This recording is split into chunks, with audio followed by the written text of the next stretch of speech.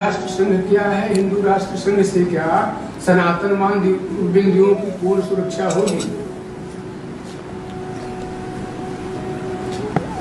अच्छा प्रश्न है।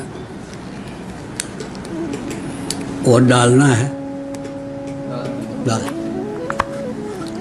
हिंदू कौन और कितने प्रकार के यह संदेश आज दिया गया है लिखित हमारी ओर से। ध्यानपूर्वक कई बार उसे पढ़ें। हिंदू राष्ट्र संघ क्या है? क्या इससे हिंदुओं के मान बिंदुओं की रक्षा होगी? तो आपने तटस्थता का परिचय दिया, सहभागिता की ध्वनि तो आपके ये प्रश्न में है नहीं। आपने मान लिया कि हिंदू राष्ट्र संघ की स्थापना जिन्होंने की है उनका काम है कि मान बिंदुओं की रक्षा करें, और हम देखते रहें कि मान बिंदु की रक्षा हो रही है या नहीं हो रही है।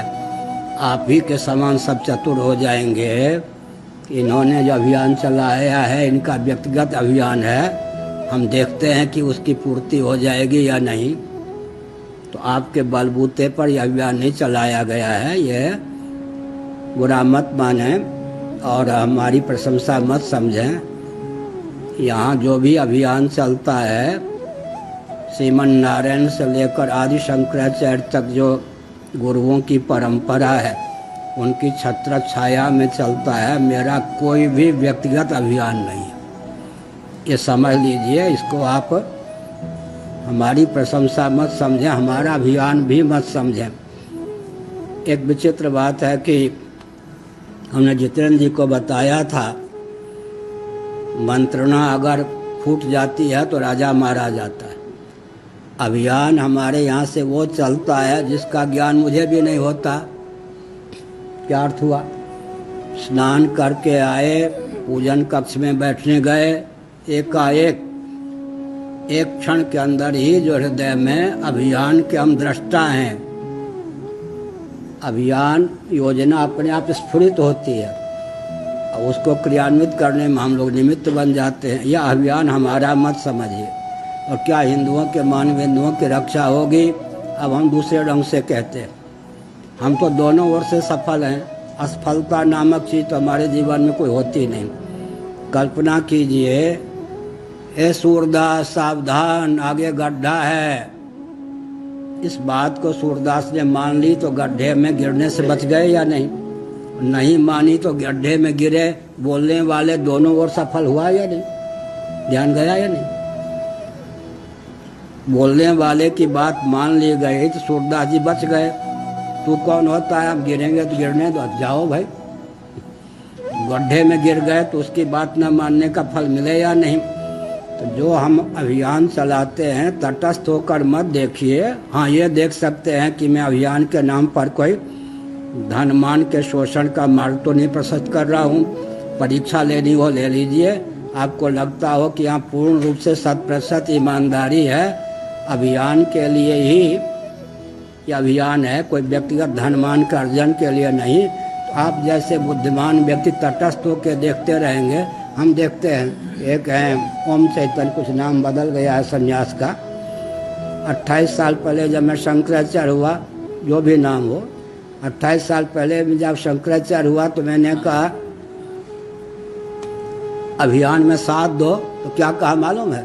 जब मैं देखूंगा कि आप सफल हो रहे हैं तो साथ दूंगा। हमने कहा तब हजारों व्यक्ति होंगे, फिर आपका दरवाजा क्यों खटखटाया जाएगा? ये प्रश्न करने वाले बुरा नहीं माने। देवराज इंद्र इत्यादि की प्रार्थना पर ना राम जी का अवतार कैसे हुआ जी? सूरमनर मुनि सर्वा, सुरनर मुनि साहब के सब प्रार्थना करने। जिन इंद्रादि देवताओं की प्रार्थना पर राम जी का अवतार हुआ, वह इंद्र सोच रहे थे रावण रथी व्यर्थ रघुवीरा, देख विभीषण भयो अधीरा, कि कहीं रावण ही तो इनको नहीं मार देगा। ये रावण को मार पाएंगे या नहीं? रावण जैसा वैभवशाली और इनके पास फिर वो सेना भी कैसी बटोरी है बंदर भालुओं की, जिसकी वाल्मीकि रामायण देखिए, तुलसीकृत रामायण, वाल्मीकि रामायण तुलसीकृत रामायण देखिए, जिनके प्रार्थना पर भगवान रामभद्र प्रकट हुए, विष्णु भगवान राम के रूप में, वो इंद्र भी देखते रहे कि ये सफल होंगे या नहीं। जब देखा कि लगता है सफल हो जाएंगे, तो मातल से कहा मेरा रथ ये भी नहीं स्वयं आया हो, ले जाओ और कहो कि इंद्र ने निवेदन किया है या इंद्र के द्वारा भेजा हुआ रथ है, इस पर आप सब प्रतिष्ठित हों और युद्ध करें। तब मैंने देखा कि अभी मार ही डालेंगे रावण को, तब इंद्र ने सहयोग किया। इसका अर्थ क्या होता है? जिनकी प्रार्थना पर भगवान अवतीर्ण होते हैं वो भी सहयोगी तब बनते हैं जब देखते हैं सफलता के कगार पर पहुंच गए। तो ये हिंदुओं का स्वभाव है।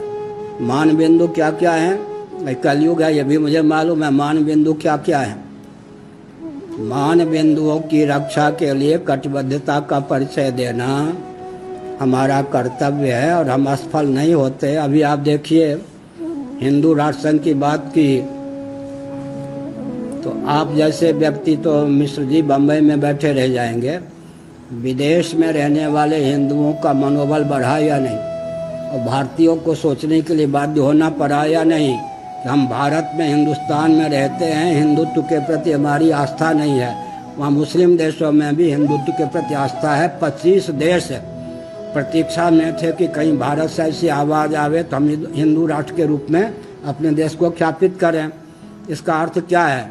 इसका अर्थ ये हुआ कि आप दृष्टा बन के नहीं बन सकते हैं तो अपने सीमा में सहयोगी बन के प्रयास करें। और हमारा कोई अभियान होता तब तो आप कहते सफल होगा या नहीं। हिंदू राष्ट्र संघ का अर्थ क्या होता है? जब हमने कहा सबके पूर्वज सनातनी वैदिक आर्य हिंदू, और आज हमने 4 श्रेणी बनाकर हिंदू को परिभाषित किया है। 4 कोटि के हिंदू, उसको पढ़िए, फिर देखिए कि हिंदू की परिभाषा क्या है, हिंदू कितने प्रकार के हैं। और हम तो सफल हैं ही, कभी हम असफल नहीं होते। हम कभी असफल नहीं होते, लेकिन आप जैसे व्यक्ति हाथ मीचते रह जाते हैं। हम देखते हैं सफल होंगे या नहीं। तो आप परीक्षा लेते रहिए, दृष्टा होकर देखते रहिए। यहाँ सारा काम होगा आपके बिना भी, आप जैसे दर्शकों के बिना भी। नारायण, बुरा न मानो, होली है। बिल्कुल अपरिचित विदेशी व्यक्तियों ने कहा इस अभियान में हमारी क्या सहभागिता हो सकती। उन्होंने ये नहीं कहा कि हम देखेंगे कि आप सफल होते हैं या नहीं, और भारतीय पूछ रहे हैं कि आप सफल होंगे या नहीं। बड़ी विचित्र बात। विदेश में रहने वाले भारतीयों के मुख से हमारी क्या सहभागिता होती है, हमारे लिए क्या प्रेरणा, क्या आदेश है, बोले। भारतीय बोल रहे हैं कि आप सफल होंगे या नहीं। अपना निरीक्षण कीजिए, कितने दुर्बल आप हैं, और तटस्थता आपको कहाँ ले जाएगी। भगवान करे आपका भला हो। आपने सोचा नहीं होगा कि ढंग से उत्तर दिया जाएगा। नारायण।